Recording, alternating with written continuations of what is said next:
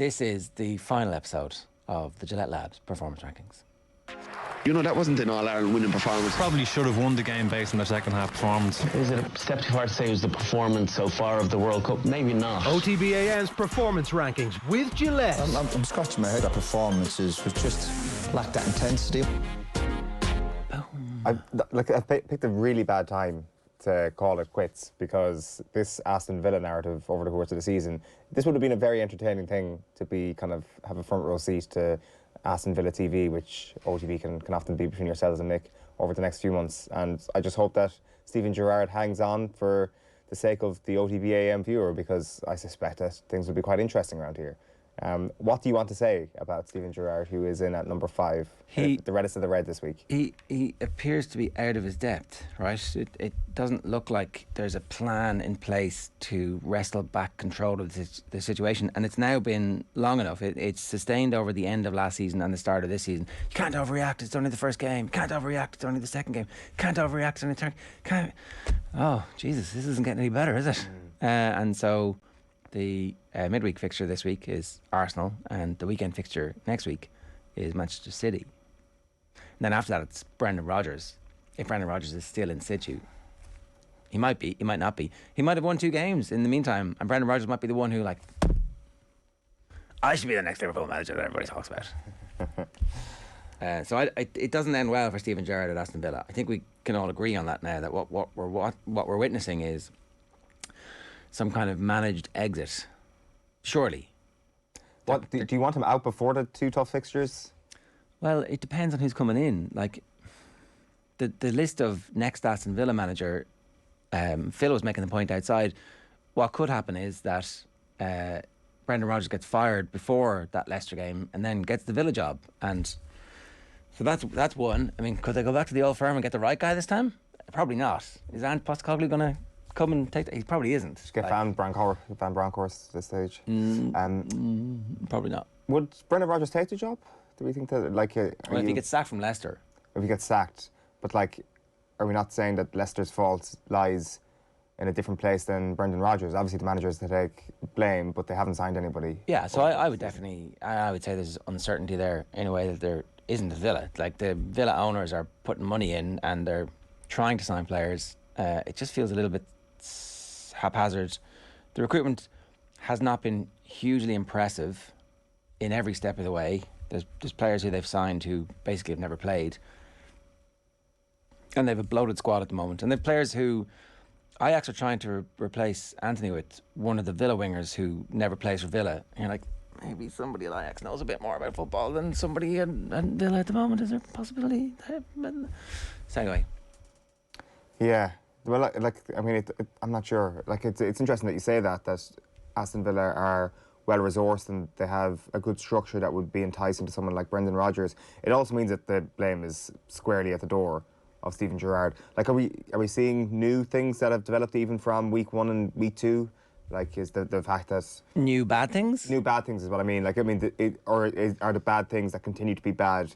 Does that just make it all worse when, for example, not having Buendia and Coutinho in the same team? I presume that's something that Villa fans are exceedingly frustrated about, and it's just getting worse the more that kind of goes on. I don't know if Villa fans want.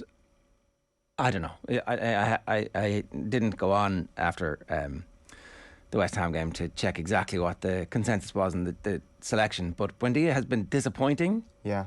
And Coutinho, good for about 4 games when he arrived, and then maybe if somebody else had wanted to sign him at that massive wages, but that cut down price, that would have been okay too. They could have moved on. It was like, okay, we've established that very good players can come here, but his form has not been great, and he'd need to really get good in the next couple of weeks if something is going to happen, because it doesn't look like he deserves his place in the team, and he's getting subbed off for Buendia. John McGinn's form just falling off a cliff, but always in the team, really. And it just appears as if after matches, Stephen Gerrard comes out and complains about the players lacking imagination or the team lacking creativity. And it's like, well, have you any influence over that? Is this an artwork in a gallery you're watching, or is this a team who's playing to your template and your selection? Now, obviously he had a right-hand man who left in the summer, and they've got somebody new in, and maybe that is taking time to bed in. And who knows, maybe it's the second coming of Pep on his coaching staff. I don't, you'd be surprised if that was the case, but so I don't know. Probably it looks like at this stage he's had enough opportunity over the course of his time at the end of last season and the start of this season, and there's been no significant uptick in performance or no architecture that the team's built on, and no sign that they're making any progress. And so therefore you have to say, how much more time does he get? He obviously he gets extra time because he's Steven Gerrard, right? If this was Dean Smith, he'd be getting sacked. Like the events of the weekend make that opening day results look all the worse as well. That's the other thing that's at play here, is that Bournemouth team that beat Aston Villa is looking terrible, and they were absolutely creamed, obviously, on Saturday afternoon. Like TalkSport, right? Who not particularly inflammatory when it comes to this kind of stuff. Gary Neville's win rate, which was doing the rounds 3 or 4 weeks ago. Gary Neville's win rate at Valencia 35.7%. Steven Gerrard's win rate at Villa 35.4%. Gerrard's now had more games than Neville. He's never won consecutive home Premier League games with Villa. Villa have won 3 of their last 15 games in the league. They've lost to Palace, West Ham and Bournemouth. And that's the only game that Palace, West Ham and Bournemouth have won this season so far. It's early days. I think that's Palace relegation are form. pretty good. It is relegation form. It's literally, I think, 16th. Since he arrived, they're 16th in points gained. Okay, so Steven Gerrard stays, you're going to be a relegation candidate. It's pretty clear what's going to happen unless he manages to turn it around, which, as you pointed out there, is unlikely. Yeah. Those fixtures are not forgiving for a manager in danger. He's also on the verge of becoming, if he loses the next 2 games, which, you'd have to say the Villa will be favourites to be beaten by both Arsenal and City. If he loses those 2 games, he'll literally be the worst Aston Villa manager in history. Oh, no way. According to the stats, there was one that was doing the rounds the weekend as well. Well, what would be his, we don't want to get ahead of it too much. It does look like it's going to be very tricky for him to turn this around, and given the stakes, chances are he is going to be booted out the door. Where do we go from here? Where do we go from here with regards to Steven Gerrard? In terms of his career, have you seen anything as a Villa fan over the last year where this could maybe work at a bigger club? Or it never really struck you like Steven Gerrard was going to be the best of managers, did it? It always felt like his style of play was to be the hero and to take everything on his own shoulders. And being a manager now involves making sure that the strength and conditioning coach is world class, and that they have a plan for every single one of the senior squad and the under-23s and the under-19s, so that if at any point during the season you need them, they're going to be available to you. And you need to understand the depth of work that they're doing, not just today, but to plan 6 months and 12 months and 2 years down the line. And then you also need the same with the medical staff, and that's 3 or 4 people. And then you need to make sure that the agents aren't completely ruining the lives of your young footballers. And then you also need to manage the board, and then you need to have a relationship with the fans, and then you need to have a relationship with each of the individual players at those 3 teams. You can't be a hero in that scenario every day. You can't walk in and go, let's go, give me the ball, which is what he did when he was playing. And that seems to have been the hallmark of him. He was always a worrier as well as a footballer. It always looked like he was stressed, except when he was scoring. And even then when he was scoring, a lot of the time it was yes, I've done that thing that you said I couldn't do, that there was an element of that. And that's just not perfect for being a manager of 150, 200 people who influence the outcome of the game at the weekend. Being a manager is hard, it turns out. It's a really, really hard job, and actually trying to translate the playing skills to that probably isn't ideal. I think he is unfortunate in that he is such an icon on the pitch that it was always going to be a very harsh criticism that was going to come his way. But those are the stakes of the Premier League, I guess. Maybe he should have stayed at Rangers. I don't know. Maybe stay at Rangers. Rangers fans will tell you it was starting to show signs of cracking at the end. Maybe cracking's a bit strong, but certainly things have plateaued a little bit. I think that's been their take on him. Then maybe it's a championship club. Frank Lampard has got another couple of opportunities, which is surprising. So I guess Steven Gerrard will get some more opportunities if this doesn't work out, or if he fails to arrest the slide that he's in at the moment. Alan O'Neill says, pleasant surprise. I thought Owen was gone from Friday. Brian Dillon says, so while Owen is off on the adventure of a lifetime, we'll all still be here listening to the downfall of mediocre managers who manage a perpetually mid-table team. Where did it all go wrong? I'll be listening to that. 7:44 a.m. this morning here. OTB AM brought to you live each morning by Gillette Labs for an effortless finish to your day. It's the last, for now, from Owen, because we'll be doing this next week with somebody else. Just to let you in the secret there, Owen. The show must go on, baby. I'm going to be so jealous. The All Blacks, next up in the red this morning. So the Rugby Championship is clearly drunk at the moment. Argentina beating New Zealand, Australia beating South Africa at the weekend, which is kind of a result that's gone under the radar because obviously New Zealand is the story and it's been the big show for the last month or so. They're in this sort of Manchester United-esque boom-bust cycle where after every big win, we think they're going to win it all, and after every big defeat, we think that the manager's head is going to roll. And Ian Foster, is he back on the chopping block now after the weekend, or do we just need time for the Joe Schmidt plan to actually work and to permeate the minds of the people? Or is actually Joe Schmidt just going to become head coach of the All Blacks? Like, obviously, it seems that if... Now, like, I mean... New Zealand Rugby have come out and they've backed Ian Foster, and it would be a surprise if anything were to happen soon.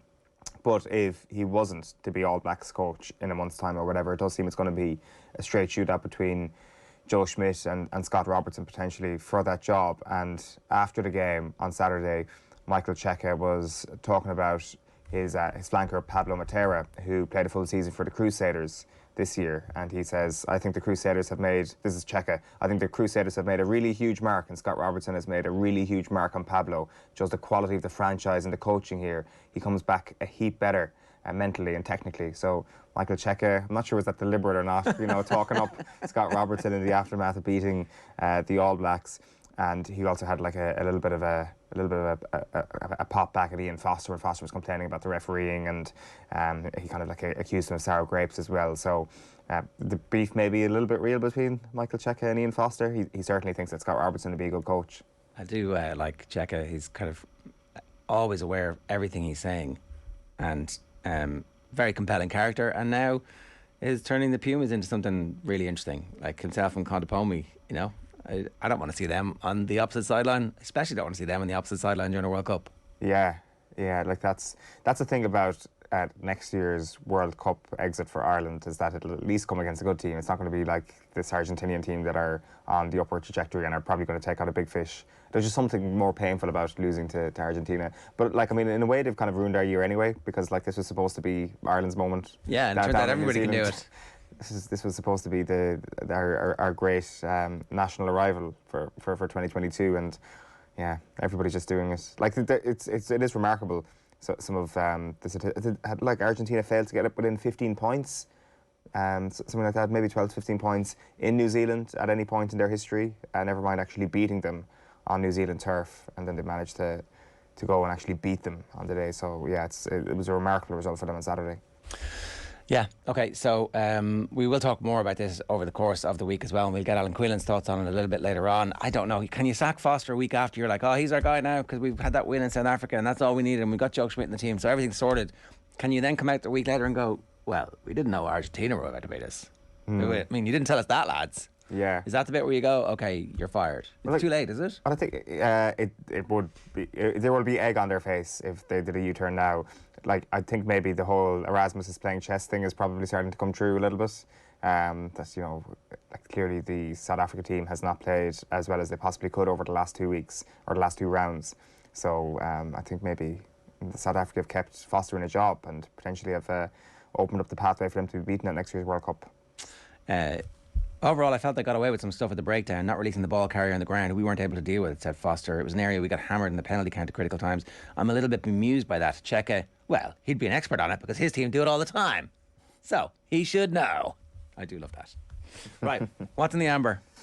We are going with GAA managers in the amber, and there's been a couple of interesting stories over the last few days. You've got Eamon Murray, who's stepped down as Meath women's manager, which was a bit of a bombshell, I thought, yesterday anyway, when that statement came out. So he leaves after winning back-to-back All-Irelands with Meath, and big news there. Then obviously on the men's side of things, it looks like Ger Brennan is going to be in position to take the Monaghan job.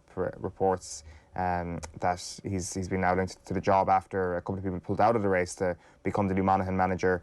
And the other, I guess, bombshell, at least when it comes to reports over the last 24 hours or so, is the news that Conor McKenna is going back to the AFL, or so it's been reported. That is not something that I expected to see happen. It said that he's told their WhatsApp group that he's heading back to the AFL. This would have a significant impact on their position in the power rankings, right? It would, because you're looking at them to rekindle the greatness of 2021, and he was such an essential part of it. Like, I mean, he had a poor season this year, I suppose, and it's hard to kind of say that too many Toronto players didn't have a poor season, so it's kind of hard to pick him out. But I wonder, are these two things linked? Him having not a great season, Tyrone not having a great season, and also the decision to go back down under. Like, was the year that bad for Tyrone that it's actually forced Conor McKenna to be like, screw this, I'm actually done? Or was actually his coming home always going to be a short-term thing? Was it kind of a COVID-related decision, and now kind of life is back to normal, and he has his All-Ireland medal, crucially? Is he just like, I want to go earn money and live in a great country again? I mean, it's you can see it's the Ty Kennelly blueprint, isn't it? Come home, go back. It never felt like that was his plan, though. It didn't. It definitely didn't. It felt like he was here for the long haul. But then, if somebody rings you up and says, here, listen, we have a contract for you, it's hard to turn that down, right? Yeah, like, I guess he had experienced all that before. He knows what it's like. He knows what the pitfalls of it all, and he had obviously weighed it up before that he was going to leave that behind. But things change, and like, as I say, getting that All-Ireland medal, like, that could be the satisfying element of it all, that his job here is done. And maybe if he hadn't that All-Ireland medal, maybe he'd be hanging around to try and get them over the line. But it does, of course, it impacts on like where you're looking at next year with regards to All-Ireland contenders, because even if he wasn't a starter in the team next year, he'd be a hell of a player to bring on. Like, he was absolutely sensational throughout 2021, and the ease with which he managed to slot back into Gaelic games was actually pretty stark. And they used him really intelligently. They got the most out of him in games at different times, and they did manage that squad perfectly when they won the All-Ireland. So very interesting to see what kind of a setback this is for Tyrone when it gets confirmed. And if it gets confirmed, Gerrard Brennan's reputation is obviously soaring. He's been involved with Moorfields and with one of the counties. What did I get this wrong? Was it Wicklow or Longford? Carlow, was it? Carlow, yeah. Yeah. So a bit left field, but that'll be interesting. You know, the young managers who are still like basically playing the game up till 18 months ago. I think that there's definitely a trend for those having an impact early doors on counties. I don't think Monaghan are done just yet. I know, talking to some Monaghan people recently, they were a bit down on the talent coming through, and the age profile of some of those players is creeping up, and they're getting old as a group as opposed to an influx of new talent. But you know, one last hurrah, get the band back together, why not? Well, that's it. It's a one last hurrah mood, which kind of feels like the theme of the GAA off-season. Like, obviously with no, inter-county action over the last month, things have kind of been amplified a little bit more. But you look at that Monaghan situation, and you look at their generational talents in Conor McManus, that is probably the main thing for the new manager to get right. How do we get the most out of his last few years in a Monaghan shirt? You could say this very same thing will be asked of the Donegal manager when they come in. How are you going to get the very most out of Michael Murphy's twilight years? And to be honest, it feels the same with Mayo and Kevin McStay. It's like Cillian O'Connor and that cohort of older players in the Mayo squad. They've got a couple of years left in it, but how do you make the most of them and play them in conjunction with the new talent that's coming through? So I think that's kind of fed into the noise over the last month, this idea that these managerial appointments are really really important, and I think a lot of counties are kind of looking at last hurrah territory, and maybe even Desi Farrell is thinking that as well when he looks around the dressing room and sees someone like James McCarthy. How do we squeeze the life out of this one last time? Like, 2023 is shaping up to be a very interesting year. Yeah, you're going to miss the whole thing, Eoin. Yeah, could be back for it. Who knows? This is the longest off season of all time. Inter-county off season. Yeah, it's very long. So what the implication there would be that you'd be back in like 3 or 4 weeks. Is it? That's going to be very difficult for you to just. Will you just say nothing? You just appear one day. How you lads? Yeah, good weekend last weekend. Yeah. Here's my performance rankings. Oh, and we dropped that slot when you were away. No one had the pizzazz to carry it off the way you do. Yeah, Monday morning pizzazz. People will miss that. That's what people will associate with you for sure. Definitely the energy we bring to proceedings. So what is the over under on how far you're gonna make it and how long you're gonna be away? Over under, I'd say 6-7 months. Right. 8, maybe 9. Big difference. I don't know is the answer. People expect like very interesting answers when they're asking me about my plans and all that. I actually don't really have many plans in terms of like specific things or time slots or anything like that. Just going to sleep for a couple of days and then think about it. In America? Yeah. In expensive hotel rooms? Yes, exactly. There you go. That's good. Well, yeah, fair enough. And what's your expectation like? Because you're going to do a bit of bussing around, are you? Yeah, 100%. Like I've been warned about this. That. What have you been warned? That's interesting. Well, it's just hard, like, because I'm just doing a couple of days in the States before going further south. People just say, don't get the Greyhound bus. The Greyhound murderers. Yeah, exactly. And I'm like, that's exactly how I'm planning to get around the country. I have been on one before, and it was a lovely experience. I don't know what people talk about. This clip will be played like on the 9 o'clock news as shocking news emerges from across the Atlantic. You see, by saying that, you're warding off the possibility of it by tempting. It's a wise decision to talk about these things openly. Cause the man who thought he was smarter than the Greyhound bus. Serial killer. Yeah. I mean, I hope it'll be like a famous serial killer at least, not one of those ones that we never hear about. Yeah, like I want to be part of like a true crime documentary at some point. Then they'll play this clip. Yeah. 7:55 this morning. We're moving to green. You should be in the green this morning, Ger. I mean, you are a triathlete now. You didn't just do this at Triathlon during the summer. You are now a triathlete, and you kept this very quiet. What's going on? Well, you spoiled my bit, Owen. You spoiled my bit. I was going to come back from ads wearing my medal. Oh shit! Well, if you just told me. Well, how can I tell you that? Then it's not a bit. You're like, that bit where I was like, oh, anyway. Let's just forget that happened. We can't. Oh, do you have your medal there? It's out there. Yeah, that was my bit. Oh, nice. It is a nice put medal. that on. There you go. But now I just look like a complete dickhead. Thanks. Hey, finally the comic timing. Finally. Tell us about yesterday. What was it? A car triathlon? Yeah. Well, you're triathlons. You're swimming in the Liffey, which is actually not as bad an experience as you might think. But occasionally you put your hand in slimy and it kind of follows you along. Oh. And you're like, what is that? Maybe I won't look down. And the plants are weird. They're kind of like they kind of billow, and they glisten. And then occasionally there's rubbish there, like floating tinfoil, and you're like, what is that? I should stay away from that. And also it's very long. At one point I did have to roll over and like do the backstroke. Oh really? Oh yeah, because it's 750 meter swim, which I'd never done before. But obviously that's 750 meters if you can swim straight. Okay, I see. And like getting pushed from side to side. Well, you're just like meandering like a drunk, you know. I don't want to like destroy your beautiful image that you painted of the Liffey there, but I was in town yesterday and I was crossing the Liffey and I saw like there was like a bit of a commotion around by me. There was like three people like pointing into the river, and I just took a little glance over and I don't know what they were pointing at, but I just saw a little creature moving and swimming along in the river. I don't know what it was. I was going to have a second look and I was like, is that are the people of the tourists in Dublin? Are they going to go home and be like, yeah, we saw a rat swimming through the river right through the middle of the city? And make them feel at home. It was just for the Americans. Yeah. Oh, it was an otter. Of course it was. Like the water is so clean that the otters have decided to move in and they get the best fish. Yeah. That was it. So, oh God, yeah, you should get an extra medal for swimming in the Liffey. That's good.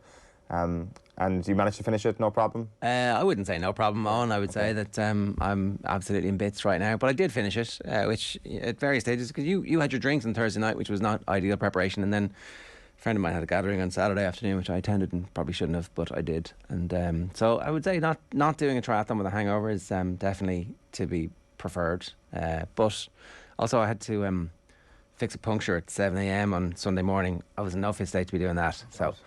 but yeah, every time we do these, I rave about the community spirit, and it is amazing. There are people literally of all age groups. Like they do the elite before you, so you get to see these kind of super fit humans. Some of whom had been at the Commonwealth Games, right? And some of whom I think might end up going on to represent Ireland at the Olympics, or certainly will be capable of doing it. So you're seeing them, and then you're doing the same track as them. Obviously, they're doing it in like an hour, and you're an hour and a half, 2 hours, closer to 2 hours, 6 minutes. And it's like, and then there's this kind of party afterwards where everybody relaxes and goes, yeah, we did this thing. And then they give you these cool little medals. So I would say, yeah, in the green is the organisers of the Dublin City Triathlon, the Piranha Tri Club. Ivana Bacik beat me. She started just in front of me and then crushed me on the run. Right. So I don't know if that were maybe she should be beating me by much more. Yeah. Well, congratulations to you both. Fair Thank play. you very much. I mean, you're Thank putting you. the rest of Team OTB to shame, as usual. And the other 1,000 people who didn't do it. You just decided you were, when we were trying to tempt you into this life, you were like, no. Yeah. Basically, that was it. I was just like, nope, not for me. Thank you. But it was nice. I appreciated all the invitations. Who's actually in the green? In the green this week is Rory McIlroy. He obviously fresh off a triumph last night. It feels like every Rory McIlroy win, even if it's like the FedEx Cup or not, just kind of feels like a sort of moment for golf in terms of trying to see if the good guy wins or not. And he kind of alluded to that afterwards as well. His kind of talked about how tough it's been over the last little while as a PGA Tour golfer, and the battle with Liv to try and keep hold of their golfers. So the win itself was absolutely extraordinary. Like, he overturned a 6-shot lead yesterday. For anybody who wasn't watching this, he shot a 66 on the final round. Scotty Scheffler was in a commanding position, 6 strokes ahead going into the final day. He shoots a 73 yesterday. So I guess it's a little bit as much about Scheffler slipping a little bit on the final day as it is about Rory being brilliant. But he was brilliant yesterday, and he's earned his $18 million, which I guess kind of makes up for not winning at St Andrews a little bit. Like, he did kind of say that it still gets to him. It's like one of the really difficult things that he's had to deal with this season, his mini collapse on the final day of the Open. But he's now on 3 FedEx Cup victories. Nobody else has got to that number. Tiger Woods has got 2, and Tiger is the only other person to have won the FedEx Cup more than once. So it is remarkable, this from Rory. It's interesting, though, that he did say afterwards that he didn't think that he was going to win on the final day. Like, when he woke up on Sunday morning, he was in a pressure-free zone, and that obviously probably contributed to him playing his best golf. It's really interesting, isn't it? That is what has happened here. So I don't know if everybody knows, but he had a triple bogey on his first and a bogey on his second hole when they started on Thursday, which essentially made it a 10-stroke deficit that he had to overcome. It's interesting that he needs to be on a charge, that he needs not to be shouldering the burden of expectation on the final round, and when he does this, it's like really compelling, amazing. So is that has to be the way he's going to win a major? Is it another major, his next major? Yeah, but like, we've had this conversation so much. How does Rory win his major? Is it like leads from the front, kills the field, or is it kind of out of nowhere, he kind of comes from behind, and then the person who's in the lead or who's in the clubhouse lead on the Sunday actually, like, maybe, I don't know, collapses or something like that. So it seems that we've kind of speculated about how Rory's actually going to win this next major. But like, I think if you look at his major record this year in terms of his scoring's been absolutely exceptional at the majors this year. Like, the lowest score of any player who's made the cut at all 4 majors, if you combine his scores. So he's played unbelievable golf this season. Like, I presume it'll go down as one of his best ever seasons in terms of just the quality of golf he's been playing. But it's unfortunately going to be another season where he doesn't have a major. So this thing will be a millstone around his neck going into next year, and he's going to be one of the most talked about golfers going to Augusta. He's going to be one of the most talked about athletes on the planet, though, really, because of what's happening with Live Golf. Yeah. So today we expect that the latest big name recruits will be named, and there are some big names who are in that. We expect Cameron Smith to come out. Joachim Neiman is the other big name that has kind of been confirmed going, and so that's 2 top 20 players in the world, and that's the first time we've had young players who have the best years in front of them and who are, like, names that we would expect down the road to be competing for the majors. And that's the bloody nose for the PGA. But like, it's McIlroy who's been organising all this. It's been McIlroy who's been rallying the troops alongside Tiger Woods, and Tiger obviously needed somebody of McIlroy's energy and charisma alongside him to be able to bring people with him. Yeah. So while he's been doing that, he's just beaten all the golfers in the world to the prize they value the most, money. Like, he beat them off to win the most money for the year. They were all trying as hard as they possibly could. It's the most elite field possible. It's down to 30. He comes from behind in that and smashes them to win the money. And we know that the golfers like the money. So they were all highly motivated this weekend, and he beat them while at the same time saving golf. That's not bad. Can maybe Rory get some love in Ireland now? Well, he missed the Irish Open that one time. What? He just saved golf. Well, the one thing, like, just to, not to be negative about this, but Tiger and Rory, you would have to say their message isn't working. Like, they, on some level, are failing when it comes to trying to persuade the other golfers to stay on the ship.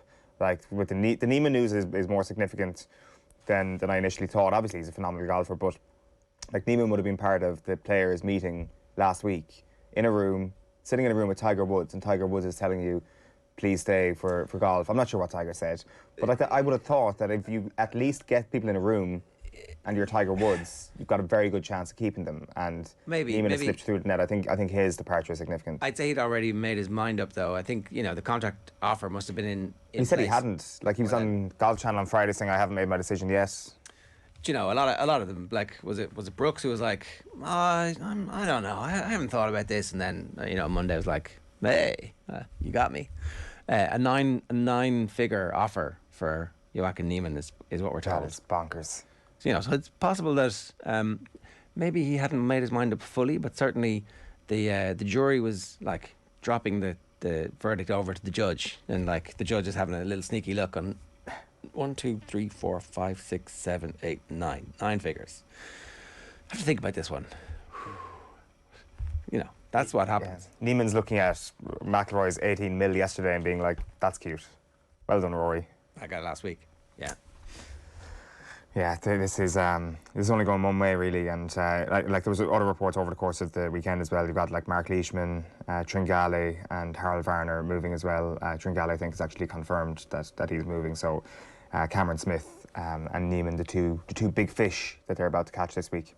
We fixed it for you, so you could have Arsenal as the last green in your last ever Gillette Labs performance rankings. Yeah, like, I mean, Celtic and Liverpool fans both being like, what the hell is going on, that Arsenal managed to pip them to the post. To be fair, it was Cullum's idea. He just wanted Arsenal to be in the green, and you know what? They deserve to be in some shade of green. May not be as green as Liverpool or Celtic, or teams that managed to score 9 goals in a single game, but at some point at around 7 p.m. on Saturday afternoon, it looked like Arsenal were going to start Arsenaling again. You know, the late news that Thomas Partey and Alexander Zinchenko had been injured in a training session felt quite Arsenal beforehand. The fact that they were on the crest of a wave and then concede and go behind to Fulham felt quite Arsenal. And then all of a sudden, you know, Arsenal came from behind, and Gabriel making up for an error, Martin Odegaard showing the grit and the reason why he was given the captaincy. All of that stuff felt very un-Arsenal, and it feels, if we want to get ahead of ourselves, like a club that's been somewhat transformed. Like, even watching on television, the Emirates looks like Highbury at its peak. And I often wonder, did the Emirates just get a bad rap for years just because the Arsenal team that was playing there wasn't very good? And I think Arteta kind of made, like, he alluded to this afterwards, where he says that somebody told him that it's the best mood he's felt at a club since the Highbury era, or that the Emirates felt like Highbury on Saturday. And not just because the football team is winning and they've got a team that they can get behind and they've come from behind to win a game. And I think that every stadium is rocking when their team is playing well. So their form is excellent. They play Manchester United next Sunday, obviously, after Aston Villa. So that's going to be the first significant challenge you'd have thought of this Arsenal team this season. It is way too early to assume that anything special will happen this season,